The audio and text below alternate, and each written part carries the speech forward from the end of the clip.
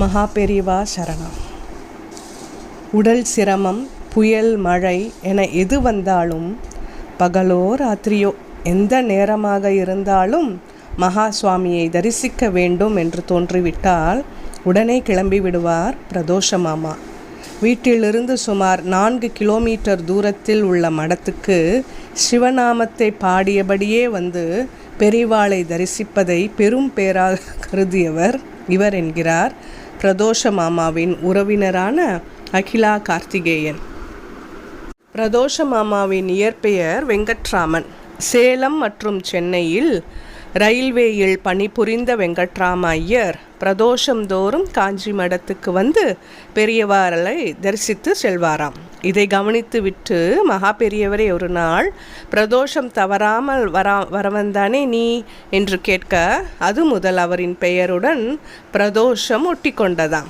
பிறகு இவர் காஞ்சியிலேயே வசித்து வந்தாராம். இவரை பற்றி அகிலா கார்த்திகேயன் சொன்ன தகவல்கள் சிலிர்ப்பானவை. ஒரு முறை பயங்கர மழை. அரசாங்கம் வெள்ள அபாய எச்சரிக்கையை விடுத்திருந்தது.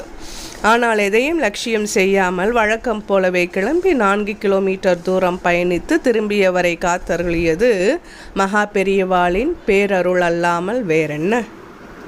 இப்படிதான் ஒரு நாள் பிரதோஷ மாமா மடத்துக்கு செல்லும்போது திருவரத ஓதுவார் என்பவரும் தெருவில் தன் பரிவாரங்கள் புடைசூழ வந்தாராம். வழிநெடுக தேவார திருவாசக பாடல்களை பாடிக்கொண்டும் நமசிவாய வாழ்க, நாதன் தாழ் வாழ்க என்று கோஷமிட்டு கொண்டும் ஓதுவாரும் அவருடன் வந்தவர்களும் வர பிரதோஷ மாமாவுக்கு சின்னதாக ஒரு வருத்தம். அவர் அருணாச்சல சிவ எனும் நாமத்தை சொல்லியபடியே வருவது வழக்கம். ஆனால் அன்றைக்கு ஓதுவார் பாடியதால் அவர் சொல்வது தடைப்பட்டது. ஸ்ரீ ரமணரிடம் அதீத ஈடுபாடு கொண்ட பிரதோஷ மாமா ஸ்ரீ ரமணர் அருளிய அருணாச்சல சிவ என்னும் திருநாமத்தை எல்லோரையும் சொல்லுவார். அதேபோல் ஓதுவார் உட்பட அங்கிருந்தவர்களிடம் அருணாச்சல சிவ என்று சொல்லும்படி வலியுறுத்தினார். அதே நேரம் மனதுள் ஒரு எண்ணம், நமசிவாயமும் அருணாச்சல சிவமும் வேறு யார்? மகா பெரியவாள் தானே. அனைவரும் மடத்துக்கு வந்து பெரியவாளை தரிசித்தனர். ஓதுவார் விடை பெற்று சென்ற சிறிது நேரத்தில் ஓதுவார் எங்கே என்று கேட்டார் காஞ்சி மகான். அங்கிருந்தவர்கள் ஓதுவார் சென்று விட்டதை தெரிவித்தனர். உடனே பிரதோஷ மாமாவை அழைத்து புத்தகம் ஒன்றை கொடுத்த மகா பெரியவர், இந்த புத்தகம் எந்த வருஷம் வெளியானதுன்னு ஓதுவாரை கேட்டு தெரிஞ்சுண்டு வா என்றார். அந்த புத்தகம் திருவாசகம். காஞ்சிபுரத்தை விட்டு வேறெங்கும் செல்வதில்லை என்றிருந்த பிரதோஷ மாமா மகானின் கட்டளையை நிறைவேற்ற சென்னை செல்ல வேண்டிய நிலை. சென்னையில் ஓதுவாரை தேட ஒரு துணை தேவையாக இருந்தது. தன் மீது அன்பு கொண்டிருந்த அன்பர் ஒருவரை உதவிக்கு அழைக்க நினைத்தார். அன்பரை சந்திக்கும் பொருட்டு தான் ஏற்கனவே வேலை பார்த்த அலுவலகத்துக்கு சென்றார். ரிட்டையர்டான பிறகு இவர் அங்கு செல்வது இதுவே முதல் முறை. மாமாவை பார்த்ததும் அங்கிருந்த வேறொரு நண்பர், ஆச்சரியமாக இருக்குது சார், கடிதம் எழுதி போட்டு உங்களை வர சொல்லணும்னு நினச்சிட்டு இருந்தேன். உங்களுக்கு சேர வேண்டிய அரியர்ஸ் பணம் 1000 ரூபாய்க்கும் மேலே வந்திருக்கு. நீங்கள் இன்றைக்கி வரலைன்னா திரும்பவும் அக்கௌண்ட் செக்ஷனுக்கே போயிருக்கும். அப்புறம் வாங்கிறது கொஞ்சம் கஷ்டம்தான் என்றார். அந்த காலத்தில் 1000 ரூபாய் என்பது மிகப்பெரிய தொகை. இந்த தொகை கிடைப்பதற்கு மகா பெரியவா சிறிதாக விளையாடி அருளியிருக்கிறார் என சிலிர்த்தார் பிரதோஷ மாமா. ஆனால் இத்தோடு முடியவில்லை ஆச்சரியம். பிறகு சென்னையில் அந்த ஓதுவாரை கண்டுபிடித்து நூல் வெளியிடப்பட்ட விவரத்தை கேட்க, தெரியாது என்று ஓதுவார் சொல்ல வேறு சிலர் மூலமாக விவரங்களை சேகரித்து கொண்டு மடத்துக்கு சென்றார் பிரதோஷ மாமா. அங்கே இவர் கூறியதையெல்லாம் செவிமடுத்த மகா பெரியவா திருவாசக புத்தகத்தை நீட்டி முதல்லேந்து சில பக்கங்களை படி என்றார். புத்தகத்தை வாங்கி பிரித்ததும் ஆடிப்போனார் பிரதோஷ மாமா. எடுத்ததும் நமசிவாய வாழ்க என்று துவங்கும் சிவபுராணம்தான் தென்பட்டது.